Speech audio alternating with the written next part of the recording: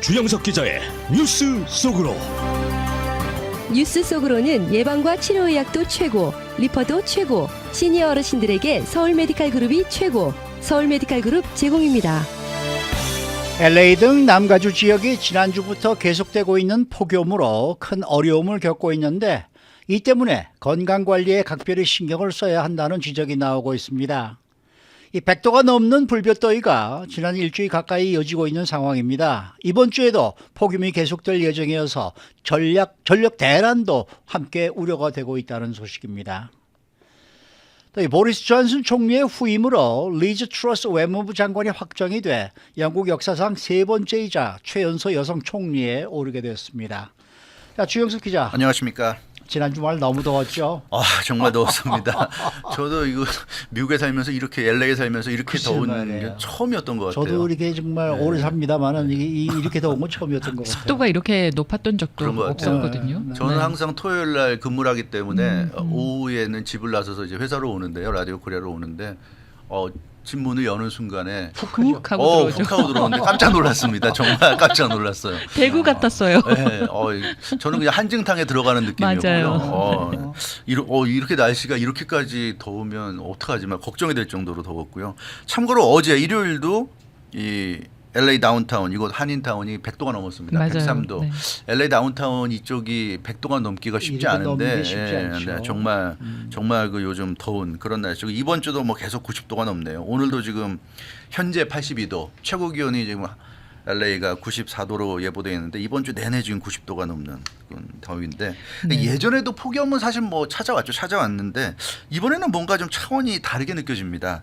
이 뜨거운 바람이 예전에 이렇게 뜨거운 바람이 불어오진 않았던 것 같은데 이번 폭염은 정말 이 뜨거운 바람이 피부로 느껴질 정도로 굉장히 심하고요. 그러다 보니까 숨을 잘 못 쉬는 그런 느낌. 숨을 좀 쉬어야 되는데 굉장히 숨 쉬는데 좀 부담스럽고 힘들다는 그런 느낌이 드는 것도 이번이 처음이 아닌가 싶고요. 이 단순하게 더운 게 아니라 뭔가 밑에서 좀 끓어오르는 것 같은 마치 이 계속 한계치에 가장 높은 온도를 유지하고 있는 한증탕 안에 들어가 있는 것 같고 무슨 그 거대한 이 그런 이 뭐라 그럴까요? 찜통 위에 우리가 있는 것 찜통 같아요. 위에 우리가 있고 밑에서 뭔가 불을 달구는 것 같은 그런 느낌이 들 습도가 정도입니다. 높아서 네, 그런 습도가 것 같아요. 높아서. 그러니까 네. 우리가 서울에서 느끼던 무더위, 맞아요. 이 찜통더위라고 얘기하던 바로 무더위가 바로 이런 거 아닙니까? 그렇죠. 네. 그런데 시기적으로 이번 폭염이 좀 이례적이에요. 원래 이렇게 더운 날씨는 덥다 하더라도 뭐 8월 이랬는데 그렇죠. 이번에 뭐 9월이잖아요. 여름에야 뭐 원래 더운 곳이니까 덥다는 게 이해가 되는데 지금 네. 9월 아닙니까? 네. 그래서 아무래도 한풀 꺾여야 되는데 네. 한풀 꺾이기는커녕 더 더워져서 그러니까요. 이건 정말 좀 기상이변이라고 할 수 있는 그런 날씨인 것 같습니다. 이 한여름도 아니고 이제 9월에 접어들었는데 뭐 캘리포니아가 내륙은 원래 덥고 비가 잘 안 오기 때문에 사막 지역이고 그래서 내륙은 항상 덥죠. 더운데 이번에 물론 내륙이 가장 덥습니다. 뭐 엔텔로펠리라든가 뭐 팜데이라든가 이런 곳이 뭐 110도를 넘어가는 엄청난 더위를 보이고 있는데 이번에는 그런 내륙 외에도 뭐 상업지역, 주거지역이 있는 다운타운이나 한인타운 같은 곳 그리고 해안가까지 가리지 않고 다 더워요. 그래서 정말 이 폭염이 심하긴 심하구나 하는 걸 우리가 다시 한번 느끼게 됩니다. 보통 그렇게 벨리라든가 이렇게 더운 곳 산악지역 이런 곳은 덥지만 그 지역에서 점차적으로 이렇게 내려올수록 좀 선선해지거든요. 특히 바닷가 같은 곳은 바닷바람이 들어오기 때문에 그럼요, 아무리 그래도 시원하죠. 시원한데 지금은 뭐 시원한 느낌이 없어요. 그래서 이 폭염이 시기적으로도 굉장히 이례적이고 또 그 내용적으로 보더라도 참 보통 폭염이 아니구나 하는 걸 우리가 알 수 있습니다. 아니 근데 더운 기간도 지금 굉장히 맞아요. 오래 오래가죠. 같아요. 맞아요. 근데 네. 이렇게 폭염이 엄청난 이유가 뭐예요? 역시 그 연방기상청의 그 보도를 보면 설명을 보면 바다에서 불어오는 찬바람이 좀 있어야 되는데요. 그래서 내륙 쪽에 고기압이 형성돼서 뜨거운 그 열기를 내뿜더라도 해가 지고 이렇게 되면 저녁, 밤, 새벽 같은 경우에는 이제 그 바다에서 찬바람을 동반한 그런 저기압이 좀 불어오면서 이 쿨링 다운 해주는 그런 효과가 있어야 되는데 지금은 그런 게 전혀 없다는 거죠. 그래서 이 남가주 캘리포니아 위에 이 하늘에 이 고기압이 형성돼 있고 이게 움직일 줄 모르고 계속되고 있고 이 바다 쪽에서 태평양 쪽에서 오는 그런 저기압이 좀 일어나야지 고기압이 좀 밀려갈 텐데 전혀 그런 상황이 아니라고 합니다. 그러다 보니까 지금 문제가 한낮이나 오후에 더운 거는 뭐 또 이해를 할 수 있는데 문제는 해가 지고 나서도 시원하지가 않아요. 그래서 예전 같으면 더워서 창문을 열어놓고 자면 새벽이 되면 춥잖아요. 네. 근데 요즘은 안 춥습니다. 전혀 안 추워요.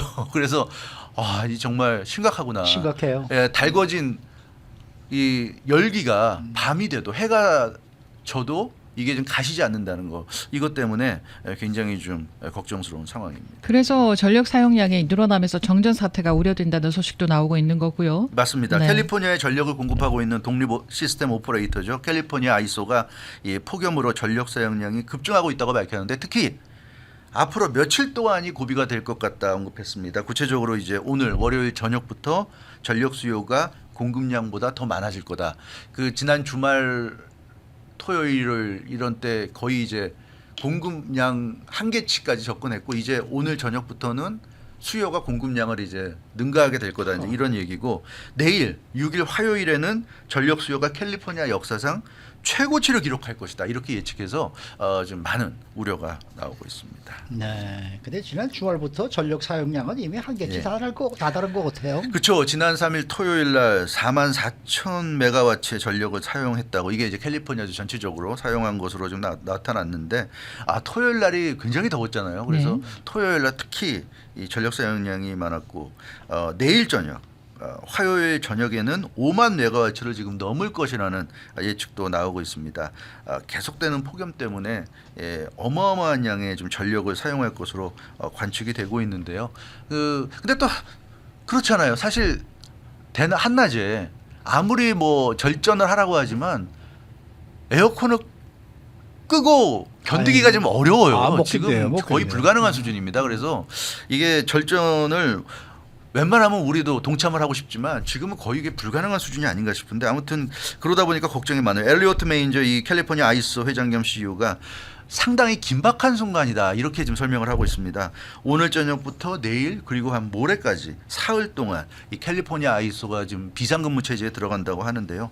대규모 정전 사태가 일어나지 않게 하는 것이 목표라고 지금 얘기할 정도로 지금 굉장히 좀 한계치를 맞고 있는 지금 그런 상황입니다. 그래도 전력 사용량이 늘어나서 만약에 그런 일이 생기면 안 되겠습니다만은 정전 사태가 일어나면 큰일이잖아요. 큰일이죠. 무슨 대비책이 있어야 될 거 예, 아닙니까? 대비책이 필요하죠. 그래서 이 캘리포니아 아이소의 그 엘리오트 메인저 이 CEO가 하는 얘기는 한마디로 얘기하면 그겁니다.